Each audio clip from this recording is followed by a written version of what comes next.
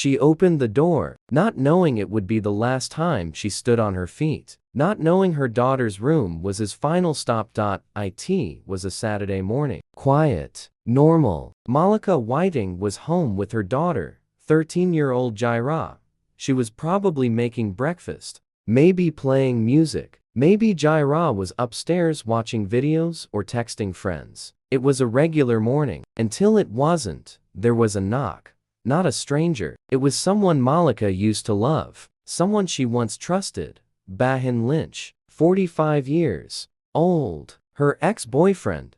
He wasn't there to talk. He didn't want closure. He brought a gun. No one knows exactly what was said at the door. No one knows if she felt fear in that moment or just frustration. But what we do know is this. He stepped in, and he didn't leave until 2 people were gone. He shot Malika on the stairs, right there in her own home. Then he kept walking up the stairs toward Jairah's room, her daughter, a child. His final target. Jairah was found shot in her bedroom. She didn't even get the chance to run. This wasn't sudden. This wasn't out of nowhere. This was a slow build, a quiet anger growing behind fake apologies and guilt trips. It was control, disguised as love, and when Malika finally walked away, that control snapped. The saddest part. She was doing everything people say to do. She left. She tried to protect her peace. She set boundaries. And still, he came back. So, before we go deeper into what led to this, ask yourself, what kind of man climbs a staircase just to kill a child? What warning signs do we ignore until it's too late? The truth behind the story will break your heart, but it might open your eyes. This is more than a crime. It's a pattern. It's what happens when just leave isn't enough. Stay with me, because the next part tells you how this could have been stopped. Before that knock, before the gun, there were signs. Malika and Bahin weren't strangers. They had history. Years of being together, breaking up, getting back, breaking up again. He wasn't always this way. In the beginning, he was charming, said the right things, showed up when it mattered, but little by little, things shifted. He became controlling, not loud, just constant, always checking in, always asking where she was, who she was with, why she didn't call back fast enough. At first, it didn't look like danger, it looked like love. But real love doesn't watch you like a possession. Friends started to notice. Malika began to pull back. She stopped posting. She kept things quiet. By early 2025, she made the call to walk away for good, and she stuck to it. She started making moves to protect her peace, set boundaries, created space. But when you take control back from the wrong person, they don't let go quietly. Then came April 8th. Her daughter Jairah's birthday. No invite for Bahin. He wasn't part of the celebration, and that was the moment it flipped. He told someone close to him, "She's trying to erase me." But Malika wasn't trying to erase anyone. She was trying to breathe, to live, to move forward. That's what she wanted. But what he wanted was control. And 4 days later, he came back, not with questions, but with bullets. Saturday, April 12, 2025. It started like any other day. Malika was home with Jairah, her daughter, her world. They had just celebrated Jairah's 13th birthday 4 days before. Maybe they were cleaning up. Maybe Jairah was upstairs, texting her friends or watching TikToks. It was calm, normal, safe. Then a knock. We don't know if Malika expected him. Maybe she did. Maybe part of her thought he just wanted to talk. But what she didn't know was that he brought a gun. His name was Bahin Lynch. And that morning, he didn't come to fix things. He came to end them. Malika met him at the door. Some say it was quick. Some say there was yelling. But the truth is, it didn't matter. Because once he stepped inside, the damage was already done. He shot her, right there, on the staircase. The same stairs she probably walked up every night. To check on her child, she fell, bleeding, gone. Then, he climbed those same stairs. Not running, not rushing, step by step, up to Jairah's room, where she was alone, where she thought she was safe. And he pulled the trigger again. No second chances. No mercy. Just silence. By the time police arrived, it was too late. 2 lives taken. 1 man walked away in handcuffs. But it's not just about the arrest. It's about what led up to that moment and why no one stopped it. Malika didn't die because she was weak. She died because she tried to be free. And Jairah, she died because she loved the wrong person's target. The police arrived minutes after the shooting. 2 bodies lay silent in a quiet home on West State Street. Malika Whiting, her daughter Jairah Biggs, gone. Her ex-boyfriend, Bahin Lynch, was arrested on the spot, charged with double murder and weapons offenses. But arresting 1 man doesn't fix what happened. It doesn't bring back a mother or a child. It doesn't answer the questions we all have. How did it get this far? Why didn't anyone stop him? Why didn't the warnings matter? Malika wasn't silent. She tried to protect herself and her daughter. She set boundaries. She tried to leave, but leaving isn't always a safe escape. For many women, it's when the danger gets worse. The signs were there. The calls, the visits, the threats. Friends, family, neighbors, some saw the warning signs. But warning signs don't always lead to action. Too often, they get dismissed as drama or jealousy. And that silence, it's deadly. Malika's story is not unique. It's a pattern repeated in homes across the country. Women trying to leave, men trying to control, and children caught in the middle. So, what do we do? How many more lives must be lost before we say enough? This isn't just about 1 man's crime. It's about a culture that ignores red flags, that blames victims, that fails to protect the most vulnerable. Malika and Jairah's lives were stolen, but their story can still speak. If we listen, if we act. Jairah Biggs was more than just a name in the news. She was a 13-year-old girl with a bright, quiet spirit.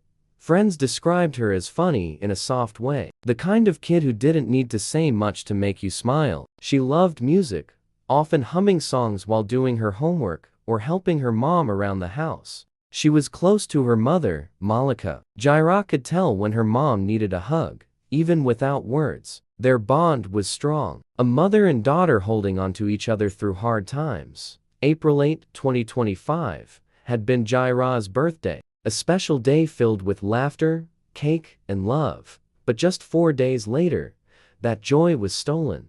Her last moments were spent in the one place she thought was safe. Her own bedroom. A place where she should have been able to laugh, dream, and grow. Instead, it became the place her life was taken. Jairah's story reminds us that victims of violence are not just statistics. They are people. They had hopes. They had futures. And they deserve to live them. Her death is a heartbreaking reminder of how deeply violence affects families, especially children caught in the crossfire. It raises a hard question. If a child's home isn't safe, then where is? For Jairah, the answer tragically was nowhere. Remembering Jairah means honoring her as more than a victim. She was a daughter, a friend, a kid with a life full of possibilities, and her story is a call to protect all children from violence. Especially when it comes from those who should love them most. Most women who die from domestic violence don't die during the relationship. They die after they try to leave.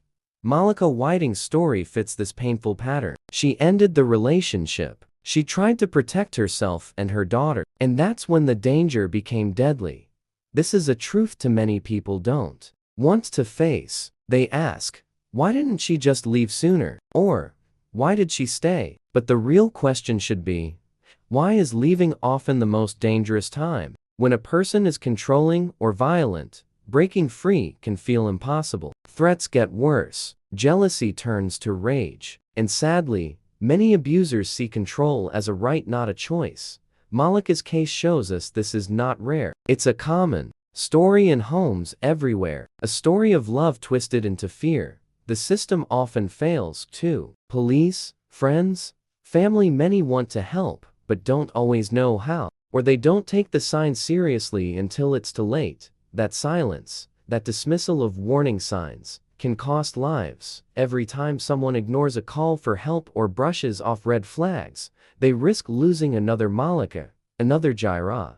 This pattern needs to change. We need to listen to victims, believe them, and protect them, because no one should lose their life for trying to be free. Malika's story is a call to action, to see the signs, to speak up, to stop treating preventable murder as just bad luck or drama. Until then, we'll keep losing mothers, daughters, and families to a violence we can prevent. This story isn't about love. It's about control. Malika Whiting's only crime was wanting peace. She wanted to live without fear. She wanted to protect her daughter. But that wasn't enough for Bahin Lynch. He felt entitled. He thought he had the right to decide what happened to them. 2 lives were stolen. A mother who never got to see 41. A daughter who never got to be 14. And all because a man couldn't handle being rejected. This is a story we've heard too many times. A story of control, violence, and heartbreak. But it doesn't have to keep happening. We need to ask ourselves, how many more signs do we need before we act? How many women have to hide their fear? How many children have to lose their safe place? How many families have to be broken? The truth is, stories like Malika's aren't rare. They happen every day, all over the world. And silence makes it worse. If you see someone living with fear, don't ignore it. If you hear the warning signs, don't brush them off. Speak up. Ask questions. Offer support. Sometimes, just knowing someone cares can save a life. If this story moved you, subscribe to this channel. Share this video with your friends and family. Help spread awareness about how control hides behind love. And if you've ever seen red flags in a relationship, don't stay silent. Say something. Because together, we can stop this pattern. Together, we can protect more mothers and children.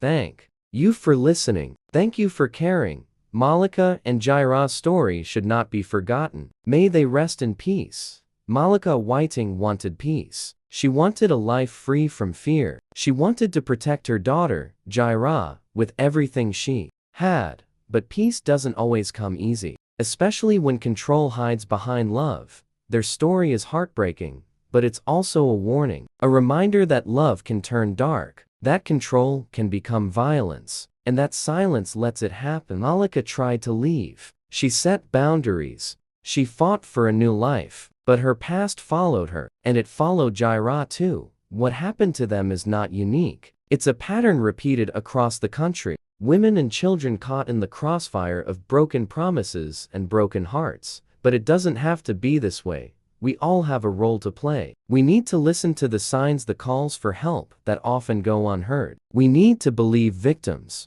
even when it's hard. We need to speak up, even when it feels uncomfortable. Because doing nothing is the same as letting violence win. If you've ever felt scared in a relationship, or know someone who has, don't stay silent. Reach out. Talk to someone you trust. Help is there, and it can make a difference. And if you've seen warning signs in someone else's life, don't ignore them. Ask questions. Offer support. Sometimes, one voice can save a life.